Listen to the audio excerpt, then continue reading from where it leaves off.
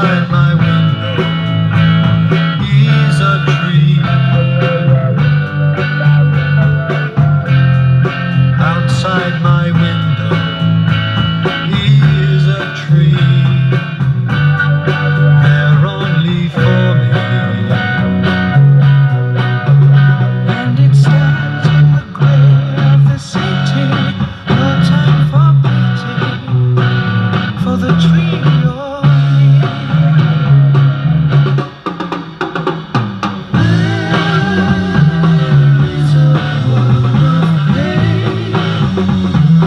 in the falling rain around me. Is there a reason for today? Is there a reason for today? Do you remember? I can hear the cries of the city. No time for pity for a growing tree.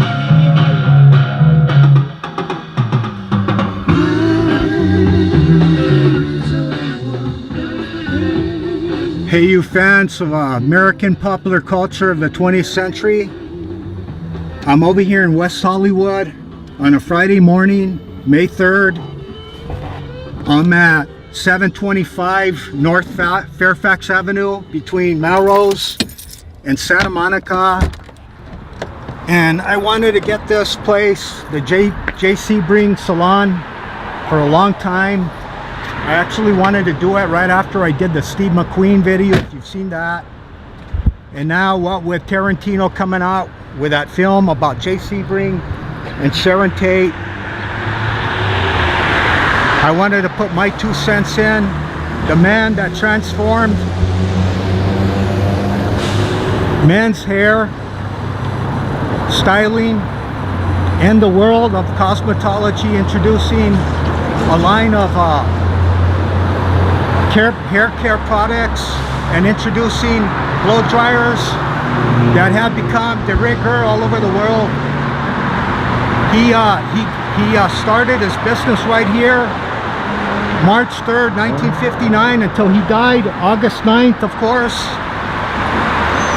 And there's a photo that I saw where this is all wood, all lacquered wood, and he was ahead of his time because he had his name in metallic block letters right here. It said Sebring, very minimalist, and they said that that was his office up there, and he had all the regular clientele here in the front. You can't see anything because of the reflection, but then he had his rich and famous customers in the back in a private setting. And as the world knows, he did Steve McQueen's hair, James Garner, Peter Fonda, Henry Fonda, Eddie Albert, Warren Beatty. I mean, just about anybody who was rich and famous at that time. Most likely Elvis came here. I'm sure the Beatles came here in 64 and 65. And this is where Jim Morrison, sometime in the fall of 1966, he came here with the other fledgling Doors, where he got his classic haircut by none other than Jay Sebring himself. Okay, Bruce Lee, he came here, and if you see a lot of his early films, you notice that he's got that, what they call the Sebring method, where the hair falls in place no matter what. Well, that was Jay Sebring's way of cutting hair. He invented it, he patented it. And when he died, he was only 35. Sharon Tate was 26. And they said that if you came any old time here, between times when Roman Polanski, her husband, was out filming somewhere in the world, they said that Sharon Tate, they were best friends after they had been lovers. They said that she was always here, sitting next to Jay while he was doing the hair of the rich and famous, reading a magazine. Now, Jay also introduced, he had a lot of young ladies, young beautiful starlets, shampooing hair and they were barefoot, and I'm sure that would bring a lot of the man back. Okay, the cuts were $50, and I think when I did my math, I think the power of the dollar right now would be $375. And so you can see why only the very rich and the very famous would come here and get that fantastic cut. And what he did, Jay, he franchised in 1967. So if you came here and you got trained by him, and then of course you paid your fees to get a franchise, you would be worthy of promoting the products and having the Sebring International name. Now, there's one fellow in New Mexico, Albuquerque, New Mexico to be exact, an Armando Medina. He's the last guy standing that has he was one of the last acolytes that came here, got trained. So he's got his sign up, Sebring International, at 7101 Manal Boulevard in Albuquerque, New Mexico. This is where Jim Morrison, when he was getting his hair cut for his first album cover, and of course the now famous first rock and roll billboard for a rock and roll album. This is where he got that classic look. But when he was getting his hair here cut by Jay, Jack Holtzman was getting the fledgling Doors ready for the album to come out that January of 1967. And he told him, hey, you guys got to go to one of the best hairstylists in Hollywood, if not the country. And I want you guys to get this fantastic cut for the publicity that they're going to be taking. But this is where, while he was sitting in the chair, he saw this beautiful 1966 Shelby Mustang GT350. So when they hit #1, Jack Holtzman asked each store what they wanted, and Robbie and Ray, they wanted a reel-to-reel recording console. John wanted a horse, but Jim wanted a Shelby Mustang because of a car that he saw Jay Sebring driving that day, and that came to be called the Blue Lady. It's one of the most sought after Shelby Mustangs in the world, the GT 500 1967, the muscle car with 452 cubic inches. It was just a real powerful car. Wow, if you find that car, or if you have it in your garage, that's probably worth a couple $1,000,000 bucks. Okay, Jay Sebring, he discovered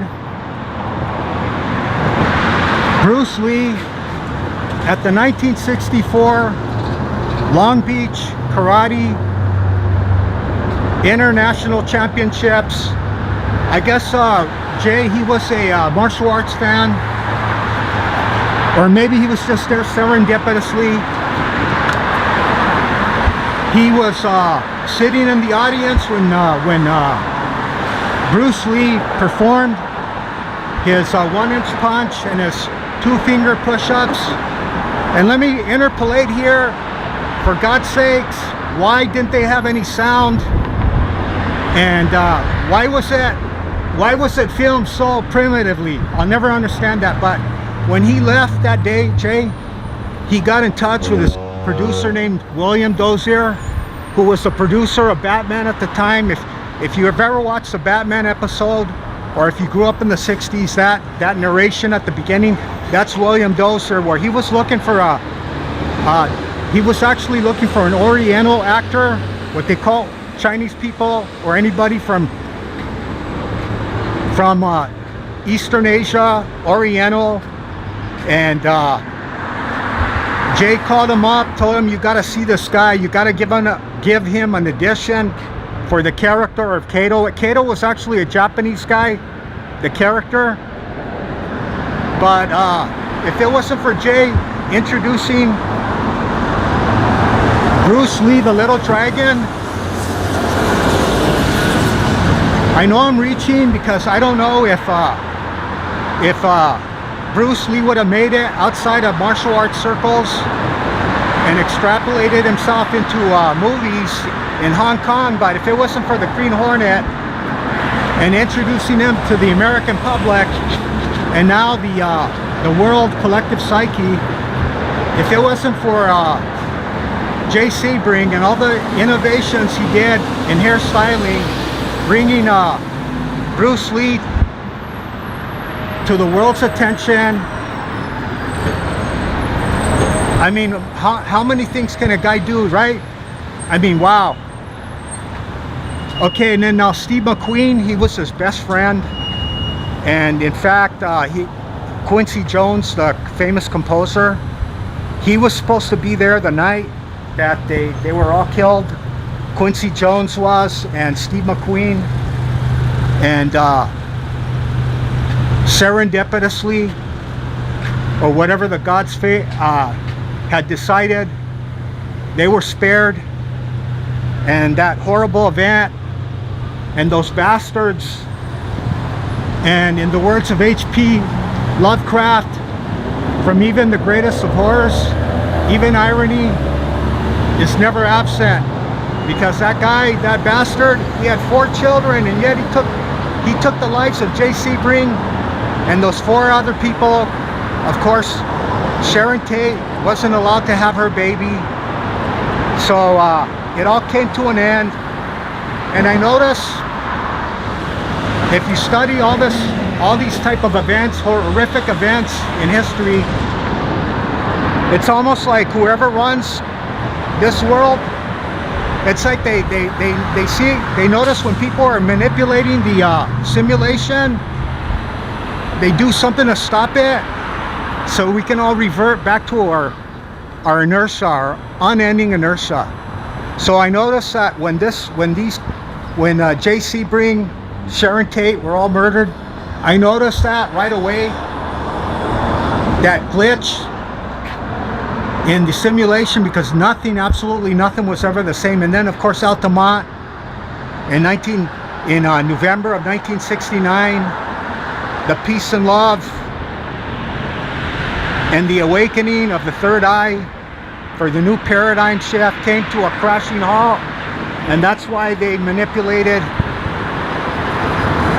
to stop whoever controls this world, to stop the people waking up from this matrix that we're all in. So anyway, Jay, he convinced Steve McQueen to take the role in Bullet, and of course that became de rigueur with a car chase, which incidentally, I think that was a Shelby Mustang. I don't know exactly what year that was that Steve McQueen was driving in that movie, but that probably had a lot to do with Steve seeing that Jay's Shelby Mustang.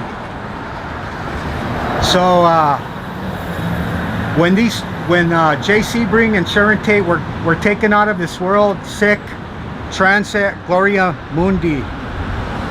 So as I say in all these videos, Sharon and Jay,